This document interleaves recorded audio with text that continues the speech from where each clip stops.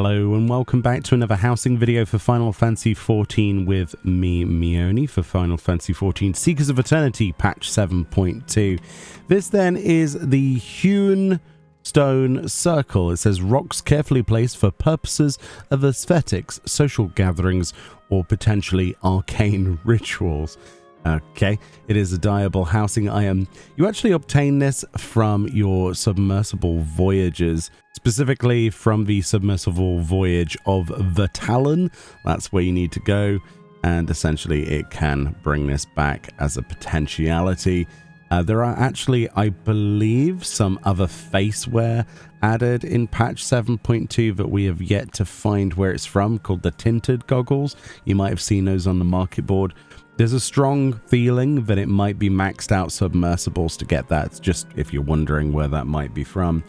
No guarantees on that though, we have no idea, but we'll see in the coming days as people send their submersibles out.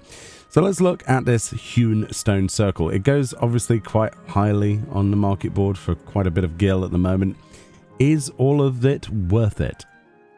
Well, this is what it looks like. It is literally a circle of stepping stones. And yeah, that's basically it. It comes complete with weeds. If you wanted some more weeds in your garden, of course, that's something not everybody wants, but it is a really nice item actually. It's a basic scatter item. It's not the biggest thing in the universe, but if you were going to put like a mini bird bath or something in the center here, that could work. Yeah, it's not like groundbreaking, but I can imagine some people wanting to have this in their housing areas, especially if we were to get these new housing merchant hedges as well and put them around there. That would fit perfectly, as you can imagine. Yeah, they're okay. They're okay.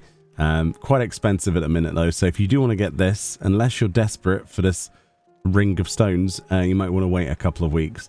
And of course you can change the color of the stones themselves, which looks pretty cool, but you'll notice that there's some algae or moss decoration kind of pixelated on them that stays behind regardless of what color. But if you're dying to match, for example, to a specific tile of a pathway or whatever it might be, this could be really, really good for you. Actually, I don't know how we would match that. It's probably one of the, yeah, probably closer to that color maybe. It's a little bit lighter than that actually. Something like that would be what I would go for.